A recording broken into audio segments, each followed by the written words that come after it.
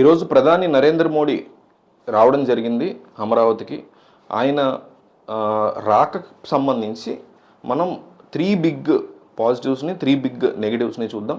మా టీం చాలా కష్టపడుతుంది వీడియోస్ చేయడానికి. ఒక లైక్ ఇచ్చేసేయండి. ఒక 500 లైక్స్ టార్గెట్ మాకు ఈ వీడియోకి. ఒక లైక్ ఇచ్చి వీడియో చూడడం కంటిన్యూ చేయండి.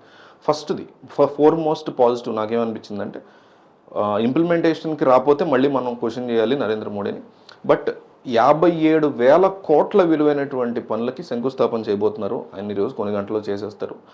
సో అందులో అమరావతికి సంబంధించి దాదాపు 49,000 కోట్ల వరకు ఉన్నాయి. మిగతావి నాగాయలంక కానీ వైజాగ్కి సంబంధించిన ఏరియాస్ కానీ ఇట్లా డిఫరెంట్ కైండ్ ఆఫ్ ప్రాజెక్ట్స్కి సంబంధించి ఆయన ఈరోజు శంకుస్థాపన చేస్తారు. అట్లాగే ఒక బహిరంగ సభలో కూడా పాల్గొంటారు. ఆంధ్రప్రదేశ్ ప్రాంతానికి ఎస్పెషల్లీ అమరావతి ప్రాంత అభివృద్ధికి సంబంధించి అంత ఇన్వెస్ట్మెంట్ కేంద్ర ప్రభుత్వం పెట్టడంతో పాటుగా అప్పులు ఇప్పించడం, అప్పులకి బాధ్యత వాళ్ళు తీసుకోవడం, లేకపోతే ఆంధ్రప్రదేశ్ ప్రభుత్వం పెట్టడం, ఇట్లాంటి ఈ డిస్కషన్స్ నడుమ ఎంతో కొంత ఒక్క అడుగన్నా ముందుకు పడుతుంది. Slow progress is also progress అన్నట్టు ముందుకెళ్తుంది అనేది ఒక పాజిటివ్. రెండో పాజిటివ్ ఏంటంటే, ఫస్ట్ ఆఫ్ ఆల్ క్యాపిటల్ అనేటువంటి ఒక రాజధాని ఇదా, రాజధాని ఇదా అనేటువంటి ఈ తలకే నొప్పికి చమరగీతం పాడేస్తూ రాజధానినే కన్ఫర్మ్ చేస్తారు. ఇది ఒక సెకండ్ పాజిటివ్. ఎందుకంటే అదా అని జనం మధ్య ఒక ఇబ్బందికర సిచ్యువేషన్, కన్ఫ్యూజన్ క్రియేట్ అయిపోయి, కోర్స్ ఒక చోటే ఉంటే హైదరాబాద్ లాగా అభివృద్ధి అంతా ఒకే చోట ఉంటుంది. ఇప్పుడు చూస్తే మీకు వరంగల్, ఆ చుట్టుపక్కల కరీంనగర్, అటు నారాయణఖేడ్, ఇట్లాంటి ప్రాంతాలన్నీ కూడా మీకు ఏమాత్రం అభివృద్ధికి నోచుకొని ఉంటాయి. చిన్న చిన్న ఏరియాస్ ఎందువల్ల ఉండవు అంటే హైదరాబాద్ చుట్టుపక్కలే రాజధాని లేదు కాబట్టి. అది కూడా ఒక నెగిటివ్, నేనేం కాదంట్లా. బట్ స్టిల్ ఈ కైండ్ ఆఫ్ డిస్కషను, కన్ఫ్యూజను, ఈ డైలమాకి స్వస్తి చెప్తూ ఒక దాన్ని మొత్తాన్ని ఫిక్స్ చేశారు. అక్కడ ఏం పొడుస్తారు, ఏం బీక్తారు అనే దాని గురించి మనం చూడాలి. దాని గురించి డెఫినెట్గా ఏమైనా తేడా వస్తే క్వశ్చన్ చేయాలి. రెండో పాజిటివ్. మూడోది నాకేమనిపించిందంటే, ముఖ్యంగా నాకు చాలా మోస్ట్ నచ్చింది, అల్టిమేట్గా రాజధాని రైతులకి న్యాయం జరుగుతుంది అబ్బా. ఎందుకంటే గత ప్రభుత్వం ఉన్నప్పుడు పాదయాత్రలు చేసిన వాళ్ళు పట్టించుకునే నాదుడు లేడు. వాళ్ళ ఒక కులానికి సంబంధించిన వాళ్ళని, వాళ్ళ ఒక కమ్మ కులానికి సంబంధించిన వాళ్ళని వాళ్ళ పట్ల చాలా దారుణంగా ప్రవర్తించారు చాలామంది అప్పట్లో. నాకు అసలు నచ్చలేదు అది. వాళ్ళు కమ్మ కులమే కావచ్చు, నిజానికి కాదు, బట్ అందరూ పాదయాత్ర చేసిన వాళ్ళు అందరూ కమ్మ కులానికి చెందిన వాళ్ళు అనుకుందాం, కాదు అందరూ రెడ్డి కులానికి చెందిన వాళ్ళు అనుకుందాం, లేదా అందరూ బ్రాహ్మణ కులానికి చెందిన వాళ్ళు అనుకుందాం, లేదా అందరూ దళితులు అనుకుందాం, లేదా అందరూ ఏదో ఒక యాదవ్ కులానికి చెందిన వాళ్ళు అనుకుందాం. అయితే మాత్రం ఒక కులానికి సంబంధించిన వాళ్ళు అందరూ ఒక ఇబ్బందికర పరిస్థితి ఎదురవుతూ ఏదో ఇది చేస్తున్నప్పుడు సమాధానం చెప్పి వాళ్ళని అక్నాలెడ్జ్ అడ్రస్ చేసినటువంటి బాధ్యత ఎవరిది? ప్రభుత్వాలది. ఆ ప్రభుత్వం చంద్రబాబుది ఉన్న, జగన్ది ఉన్న సెకండరీ థింగ్. ఒక వర్గం మొత్తం సరే ఇబ్బంది పడుతూ రోడ్డు మీదకి వచ్చినప్పుడు ప్రభుత్వాలు మనం ఎన్నుకుందే మన సమస్యను సాల్వ్ చేయడానికి. As simple as that. అందరూ కలిసి ప్రొటెస్ట్ చేస్తామో, పాదయాత్ర చేయడమో, మాకు న్యాయం చేయండి అని అడుగుతాము, ఇలాంటివి చేస్తున్నప్పుడు ప్రభుత్వం తమంతటి తాము స్వయంగా రంగంలో దిగాలి. ఆశా వర్కర్ల విషయంలో కూడా జగన్మోహన్ రెడ్డి ప్రభుత్వం అదే చేసింది. ఈ ప్రభుత్వం కూడా అనేక విషయాలు అట్లాగే చేసింది. 2014-19 కూడా అనేక విషయాలు అట్లా చేశారు వీళ్ళు. ఎంప్లాయీస్ విషయంలో కూడా చేసిన సందర్భాలు ఉన్నాయి. వీళ్ళు వాళ్ళని కదా, అందరూ కూడా అలాగే చేస్తారు. బట్ చేయకూడదు. చాలా పెద్ద విషయం. రాజధాని రైతులు రాజధాని దగ్గర నుంచి తిరుపతి దాకా పాదయాత్రలో వెళ్తుంటే కొన్ని చోట్ల ఇబ్బందికర పరిస్థితి క్రియేట్ చేయడం కావచ్చు, వాళ్ళు ఏదైతే పాదయాత్ర చేస్తున్నారో దాన్ని అసలు లెక్క కాదన్నట్టు, అసలు రాజధాని రోడ్ల మీద, ఏదైతే ఈ అమరావతి రోడ్ల మీద పోలీసు బెటాలియన్ నడవడం ఏంటి, అసలు ఒక కర్ఫ్యూ లాంటి వాతావరణం ఏర్పడడం ఏంటి, పరదాలు కట్టడం ఏంటి, చాలా రచ్చ జరిగింది అప్పట్లో.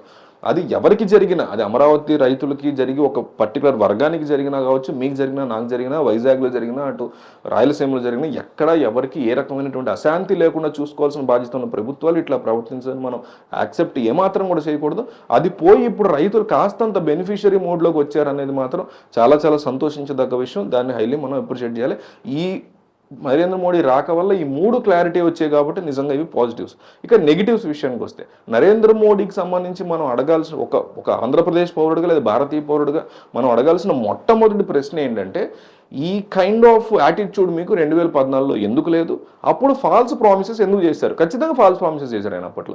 మట్టి వాటర్ తీసుకొచ్చి మన ముఖాన్ని కొట్టి, దీన్ని నేను ఢిల్లీ చేస్తా, తిరుపతిని కూడా అంత, నేను దీన్ని ఢిల్లీ చేస్తా, సోది కబుర్లు. రాజకీయ నాయకుడు అంటేనే రాహుల్ గాంధీ అనండి, మోడీ అనండి, చంద్రబాబు, జగన్ అండి, ఏ వైపైనా తీసుకోండి, ఎవరినైనా తీసుకోండి, ఈ దేశంలో సోది కబుర్లు, అవ్వని విషయాలు, నిజాలని యాక్సెప్ట్ చేయలేకపోవడం, అవన్నీ అంశాలని గొప్పగా చెప్పుకుని ఓట్ల కోసం అబద్ధాలు చెప్పడం, ఇదే కైండ్ ఆఫ్ థింగ్. అప్పుడు కూడా ఆయన వచ్చి నేను దీన్ని ఢిల్లీ చేస్తా, వంకాయ చేస్తాను ఎన్నో కబుర్లు చెప్పి 2018 చంద్రబాబు నాయుడుతో ఇష్యూస్ వల్ల చేయకపోయి ఉండొచ్చు, జగన్మోహన్ రెడ్డితో తర్వాత ప్రభుత్వం వాళ్ళ కూటమి కాదు కాబట్టి చేపి ఉండొచ్చు. కానీ ప్రభుత్వాలు అధికారంలోకి వాళ్ళకి సంబంధించినటువంటి అధికారాలకి వస్తేనే, అంటే వాళ్ళకి సంబంధించిన వాళ్ళు అధికారంలో ఉండి వాళ్ళు కూడా నోరు మూసుకొని తిరగబడకుండా ఉంటేనే చేస్తారనమాట.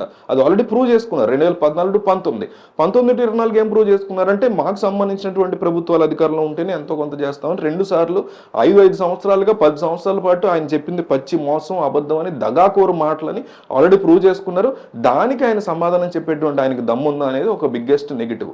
రెండోది వచ్చేసి మిగతా ప్రాంతాల పరిస్థితి ఏంటి, ఎస్పెషల్లీ కర్నూలులో ఎప్పటి నుంచో కూడా హైకోర్టు పెట్టాలని అసలు సుప్రీంకోర్టు కూడా చెప్పినటువంటి నేపథ్యంలో అక్కడ హైకోర్టుని మినిమం కూడా కేర్ చేయకుండా మిగతా ప్రాంతాల గురించి ఏంటి అనేటువంటి ఒక క్లారిటీ ఇవ్వకుండా, అన్ని ప్రాంతాల అభివృద్ధి చేయాలి డెఫినెట్లీ, చేయకుండా ఉండకూడదు, కానీ దానికి ఏ రకమైనటువంటి బ్లూ ప్రింట్ అనండి ప్లాన్తో కానీ కేంద్రం ఎట్లా ఉంది, అట్లాగే ఆంధ్రప్రదేశ్ రాష్ట్ర ప్రభుత్వం ఏ రకంగా ప్లాన్ చేస్తుంది. ఎందుకంటే గతంలో ఖచ్చితంగా ఒకటి మాత్రం పక్క, అమరావతి ప్రాంతంలో ఇది రావటం వల్ల చంద్రబాబు నాయుడు అండ్ కో, ఎగ్జాక్ట్గా ఆయన కాకపోయినా చంద్రబాబు అండ్ కోకి సంబంధించిన వాళ్ళందరూ కూడా ఆల్రెడీ రాజధానికి ముందే భూములు అక్కడ కొనిపెట్టుకున్నారని, తద్వారా వాళ్ళు డబ్బులు గడించారనేది వాస్తవం.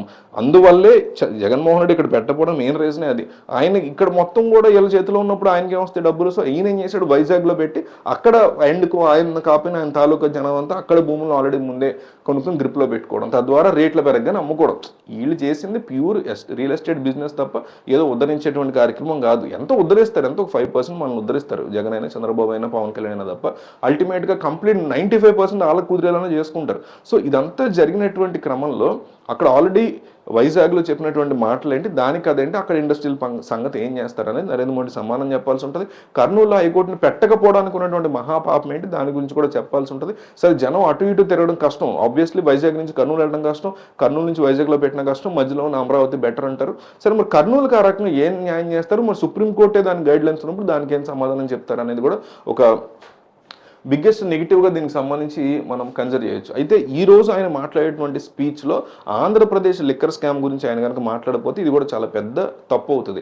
ఎందుకంటే ఆయన వచ్చి నాకు తెలిసినంత వరకు పాల్గామ్ అటాక్స్ గురించి మాట్లాడి ఆంధ్రప్రదేశ్ అమరావతి అభివృద్ధి, ఆంధ్రప్రదేశ్ మొత్తం అభివృద్ధి మేము కాబట్టి ఇరగదీస్తాం, ఆంధ్రప్రదేశ్ నెక్స్ట్ ఇయర్స్లో న్యూయార్క్ చేసేస్తాము, అట్లీస్ట్ ఢిల్లీ అయినా చేస్తాం, ఇట్లాంటి కబుర్లు లేవు చెప్తారు రాజకీయ నాయకులు. వీటితో పాటు ఏపీ లిక్కర్ స్కామ్ గురించి ఆయనకున్నటువంటి అవగాహన ఏంటి, దాని గురించి ఏం చేయబోతున్నారు. ఎందుకంటే జగన్మోహన్ రెడ్డి హయాంలో జరిగిందా లేకపోతే చంద్రబాబు హయాంలో జరిగిందా అని పక్కన పెడితే అక్కడ తీవ్రమైనటువంటి స్కామ్ అనేది జరిగిందని క్లియర్ కట్గా 3,500 కోట్లకు సంబంధించిన స్కామ్ నడుస్తున్నట్టు కనిపిస్తుంది.